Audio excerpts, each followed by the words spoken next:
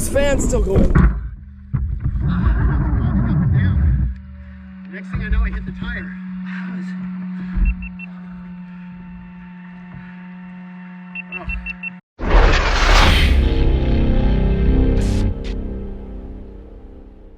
Hello human friends, XE here.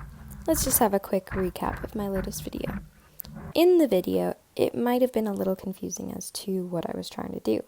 In all honesty, I was confused too, and I didn't really even know what we were attempting till later on in the video. The goal wasn't to get to the other side of the lake. Hydroplaning takes a lot of energy out of my batteries, and even strains my ESC quite a bit to keep me above the water. So getting across the lake was out of the question. My human friends wanted to see if I could jump off a structure at full speed and then transition into hydroplaning upon impact with the water. Of course, this couldn't be fully tested, since there was a small piece of land there where the water used to be. We considered it a success anyway because I was able to hydroplane right after hitting the ground. Will it work with nothing but water? We don't really know.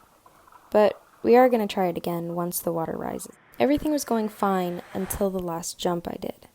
I don't know how noticeable on camera it was, but there was a small current, and on top of that, the weight from the water getting in my tires made it harder for me to stay afloat long enough for one of my human friends to rescue me. By looking at this last clip, you can also see I went significantly farther than my previous attempts. I started drowning really fast, and by the time my human friend came to get me, it was too late and I was nearing the bottom of the lake. My human friends told me they were bobbing up and down in the water, feeling with their feet in the last spot they saw me. After about 10 minutes doing that, they started to panic, and one of them called more human friends to bring swim gear and a light. Almost 30 minutes passed, and all hope seemed to be lost, till one of my human friends was able to feel where I was with his foot. It was extremely difficult to pull me up from the bottom of the lake, but he pulled me up just enough to call over another human friend to help.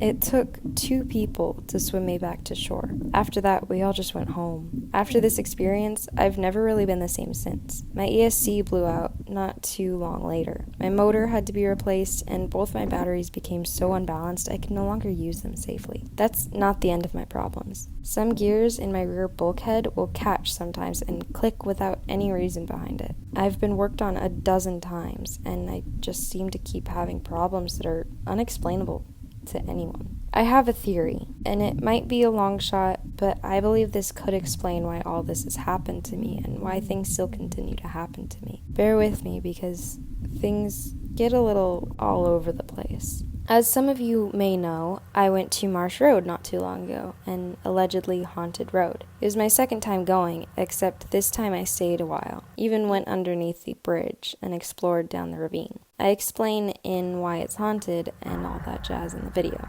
so if you haven't seen it, I would definitely check it out. Anyway, as I said before, one of the many legends is if you bring electronics with you to that road, they'll stop working or even break. I'm an AI RC car, so this legend was particularly frightening to me. Like I said though, I've already been there once before, so it wasn't crazy worrying this time, since nothing happened to me last time. The longer we stayed at Marsh Road, the more I felt uneasy, like I just wanted to leave. Then, after finding those bones, I completely had it and was out of there. Don't get me wrong, it was great, totally, had tons of fun. 10 out of 10, would go again. Now here's where things get interesting and a little complicated. Right before I did that last jump out of the tube and into the water, something made a funny sound, and not a ha-ha funny sound, more like a strange, kind of concerning funny sound, one that I've never heard before. As you know, I did that jump a great many times. I had to stop at a certain point or risk getting too far and no longer being able to get rescued. When I made the last jump and was hydroplaning, I tried to stop where I usually did, but this time I couldn't.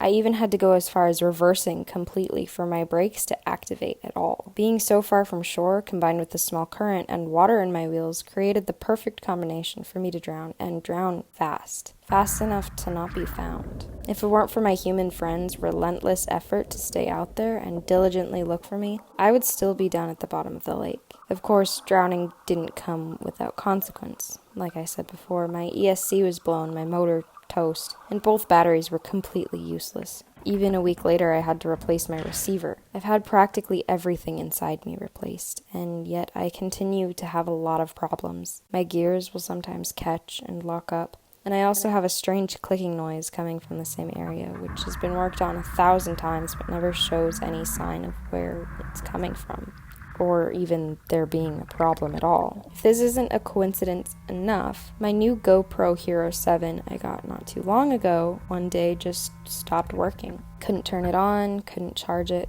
nothing. We tried every trick in the book to turn it on, but nothing worked, and we ultimately just had to call GoPro and get a new one. When I sunk, the GoPro was in its super suit case, so it had no contact with the water and even came out of the case completely dry. I have come to the conclusion that I have become cursed ever since going to Marsh Road, and I believe that sound was foretelling my ultimate doom. Something else interesting to note is after we uploaded the Marsh Road video, the thumbnail wouldn't show up when uploaded on Facebook or sent to people using the hyperlink. We've never run into this problem till this video, and quite honestly, I'm not surprised. This is why I think I have problems. This is why I think I drowned, and I'm sure Marsh Road is haunted, at least for electronics. And also, this is the end of the video, and if you've managed to stay around till the end to hear this, I am genuinely proud of you. Thank you. Drop a like, comment as to what you think may have caused all this heartache, and share this videos with those who may enjoy such things.